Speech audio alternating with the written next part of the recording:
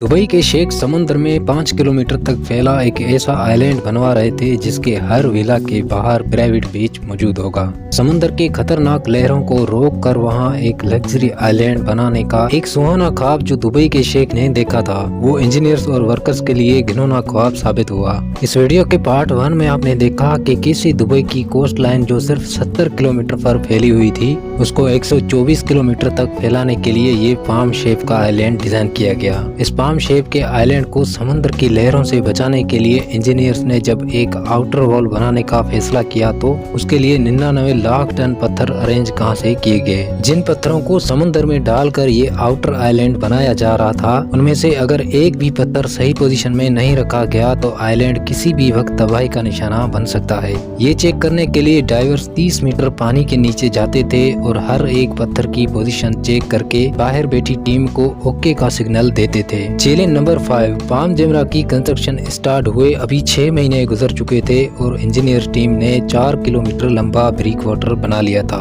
लेकिन 7 किलोमीटर अभी भी बनाना बाकी था।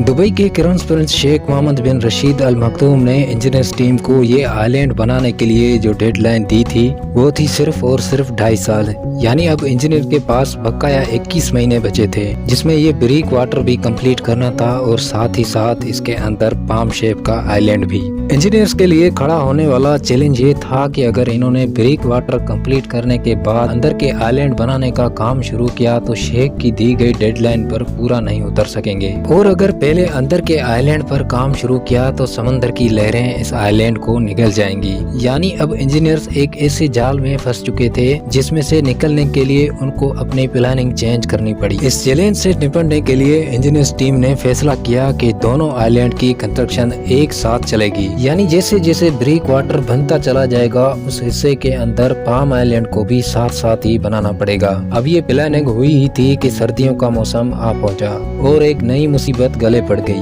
हर साल सर्दियों के मौसम में अरेबियन गल्फ तेज हवाओं के निशाने पर रहता है, जिनको शिमाल स्ट्रॉम कहा जाता है। इन तेज हवाओं की वजह से समुद्र काफी भयानक हो जाता है, इतना भयानक कि इसमें ट्रेवल करना भी बहुत ही मुश्किल होता है। आइलैंड की कंस्ट्रक्शन के लिए इस समुद्र का पुरसुकून होना बहुत ही जरूरी था। इस तूफान की वजह से 2 महीनों तक कंस्ट्रक्शन का काम हार्ड पे था, लेकिन इन 2 महीनों के दौरान कंस्ट्रक्शन टीम ने अपना टाइम जाया नहीं किया, बल्कि एक ऐसे मसले का सॉल्यूशन ढूंढने लगी जो वाकई एक बहुत ही मुश्किल टास्क था। चैलेंज नंबर 6, पाम आइलैंड को बनाने के लिए 94 मिलियन क्यूबिक मीटर रेत चाहिए थी। अगर वजन के हिसाब से बात की जाए तो इस पाम ट्री शेप के आइलैंड को बनाने के लिए हैरत अंगेज तौर पे 1.5 करोड़ टन वजनी रेत रिक्वायर्ड थी, जो वाकई एक सरफरा देने वाला टास्क था। चैलेंज ये नहीं था कि इतनी सारी रेत आइलैंड साइड तक पहुंचाई कैसे जाएगी, बल्कि चैलेंज ये था कि इतनी सारी रेत लाई कहां से जाएगी। अगर आप ये समझ रहे हैं कि ये रेत दुबई के रेगिस्तान से उठाई जाएगी तो आपका अंदाजा बिल्कुल गलत है। दुबई के रेगिस्तान में बेशक इतनी रेत है कि इसकी कोई लिमिट नहीं है, लेकिन ये रेत बहुत ही बारीक थी जिसको अगर पानी में डाला गया तो वो पानी में मिक्स हो जाएगी। यानी इंजीनियर को एक ऐसी रेत चाहिए थी जो पानी में मिक्स भी ना हो और जिसे आइलैंड मजबूती से खड़ा भी रहे। रिसर्च के बाद मालूम पड़ा कि इस काम को अंजाम देने के लिए जो रेत चाहिए थी वो समुद्र के बॉटम से मिलेगी। कंस्ट्रक्शन साइट से 10 किलोमीटर दूर समुद्र में एक ऐसा पॉइंट तलाश किया गया जहां से बॉटम पर इतनी रेत थी जो इस आइलैंड को बनाने में पूरी पड़ सकती है। समुद्र के बॉटम से निकालने के लिए ड्रेजर का इस्तेमाल किया गया, जो सब करके अपने टैंक में भर लेता था। सिर्फ एक ही घंटे में ये ड्रेजर 8000 टन वजनी रेत अपने टैंक में भर लेता था और फिर कंस्ट्रक्शन साइट पर आकर ये रेत स्प्रे कर दी जाती थी। पूरे प्रोसेस को रेन बोइंग कहा जाता है। रेत को निकालने से लेकर कंस्ट्रक्शन साइट से ले जाने में एक ड्रेजर को 4 घंटे लगते थे और एक ही वक्त में 8000 टन रेत ट्रांसपोर्ट की जाती थी। यानी अगर ड्रेजर सिर्फ डे टाइमिंग में 12 घंटे काम करेगा तो पूरे 1.5 करोड़ टन रेत लाने में 2 साल लग जाएंगे। लेकिन इंजीनियर्स के पास इतना टाइम कहाँ था, इसलिए ये फैसला किया गया कि एक ही वक्त में कई ड्रेजर्स ये काम अंजाम देंगे ताकि कम से कम टाइम में शेख की दी गई डेडलाइन पर पूरा उतर सके। Challenge number 7, palm tree shape के आइलैंड को रेन बोइंग के जरिए बनाना इतना भी आसान नहीं था। इस पूरे प्रोजेक्ट में सिर्फ एक लाइन सीधी थी, बाकी सारी लाइन कर्व्ड शेप में थी। खासतौर पे ट्री का ये कॉम्प्लिकेटेड शेप इंजीनियर के लिए काफी मुश्किलात खड़ी कर रहा था। ड्रेजर समुद्र में रेत स्प्रे कर तो रहा था और आहिस्ता आहिस्ता कुछ हिस्सा समुद्र के ऊपर भी आ चुका चुका था, लेकिन अब जानना ये था कि जो ये शेप बनाने जा रहे थे वो वाकई बन ही रहा है कि नहीं।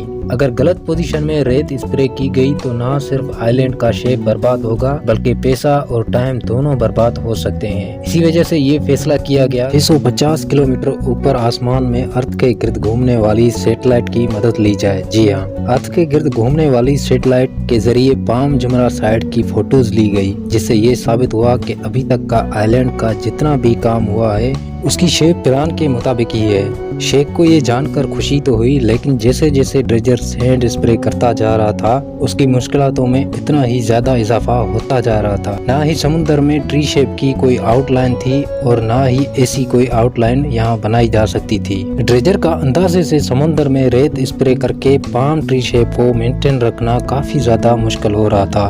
अब इंजीनियर को कुछ ऐसा करना था जिससे ड्रेजर को पिन पॉइंट एक्यूरेसी पता चल सके और वो फिर वहीं तक रेत स्प्रे करे। इस काम को अंजाम देने के लिए जीपीएस टेक्नोलॉजी का इस्तेमाल किया गया। वर्कर्स जिनके हाथ में जीपीएस पॉइंट मौजूद थे वो आइलैंड के बॉर्डर पर वॉक करते जाते और उनकी पोजीशन का रियल टाइम डेटा सेव होता जाता था। जीपीएस कोऑर्डिनेट्स का ये डेटा ड्रेजर को भेजा जाता था और ड्रेजर सिर्फ उसी पॉइंट पर रेत स्प्रे करता था जहां मैन्युअली इंसान वॉक करके गया था। ये सोल्यूशन पूरी तरह काम कर रहा था और अब ड्रेजर पिन पॉइंट एक्यूरेसी से आइलैंड के बॉर्डर पे फ्लिंग कर रहा था। चैलेंज नंबर 8, पाम जुमरा की कंस्ट्रक्शन को स्टार्ट हुए 1 साल से भी ऊपर हो चुका था। ब्रेक वाटर 8 किलोमीटर बन चुका था और दूसरी तरफ पाम आइलैंड की टीम भी दिन रात इसी काम पर लगी थी। अभी तक पाम आइलैंड की 16 में से 9 शाखें बन चुकी थी। तभी इंजीनियर टीम के सामने एक ऐसा चैलेंज आ खड़ा हुआ जो उनके वहमो गुमान में भी नहीं था। ब्रेक वाटर, जिसको असल में समुद्र की ताकतवर लहरों को रोकने के लिए बनाया जा रहा था, उसने अपना काम दिखाना शुरू कर दिया था। वो वाकई लहरों को अच्छी तरह रोक रहा था, लेकिन अब आइलैंड के अंदर पानी का बहाव कम हो चुका था। यानी जो पानी आइलैंड के अंदरूनी साइड पे था वो एक ही जगह खड़ा रहकर मैला और बदबूदार होने लगा था। ये एक ऐसा मसला था कि अगर अभी इसका कोई सोल्यूशन ना निकाला गया तो इस बात का पूरा चांस था कि शेख का ये प्रोजेक्ट बुरी तरह से फ्लॉप हो जाएगा।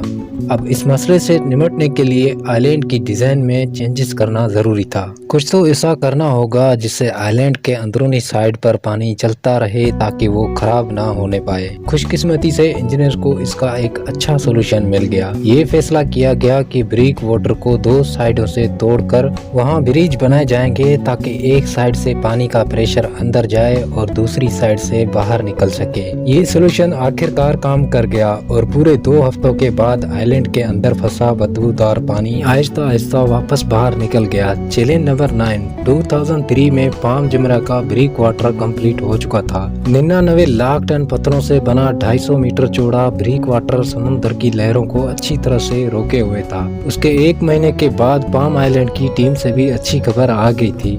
1.5 करोड़ टन रेत से बनाए जाने वाला पाम ट्री की 16 शाखें भी कंप्लीट कर ली गई थी। ड्रेजर जो 1 साल से मुसलसल चल रहे थे उनका भी आराम करने का वक्त अब आ चुका था।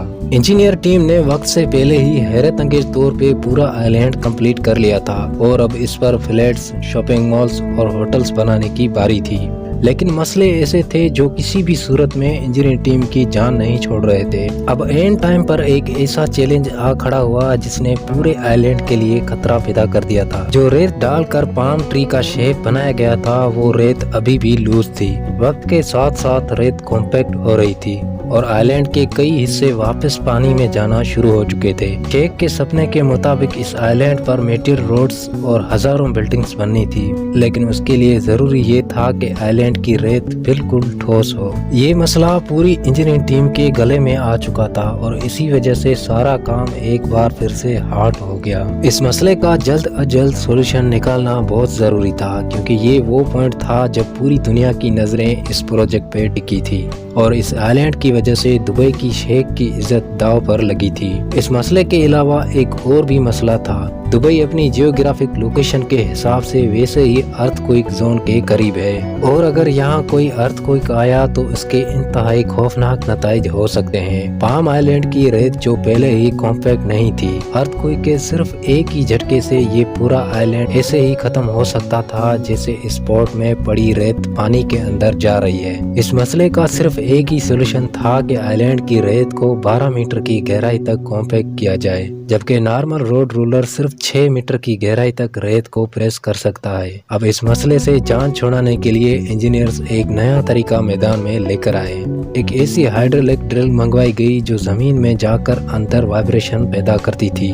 اس وائبریشن سے ریت کے ذرات کمپیکٹ ہو جاتے تھے اور جس جگہ ڈرل سوراخ کرتی تھی وہاں کا حصہ فل سالڈ ہو جاتا تھا۔ یہ ایکسپیریمنٹ پوری طرح سے کامیاب ہو چکا تھا، لہٰذا اب اس طرح کے 2.5 لاکھ سے بھی زیادہ سوراخ کر کے 5 کلومیٹر پھیلے پورے پام آئلینڈ کو ٹھوس بنا لیا گیا۔ جس آئلینڈ کو بنانے میں 7 سال کا وقت لگنا تھا، 40,000 ورکر کی مدد سے اس کو صرف 3 سالوں میں کمپلیٹ کر کے ایک نیا ورلڈ ریکارڈ بنا لیا گیا۔ جنوری 2009 میں ساری بلڈنگز بنانے کے بعد پہلی بار پام جمرہ پبلک کے لیے اوپن کر دیا گیا۔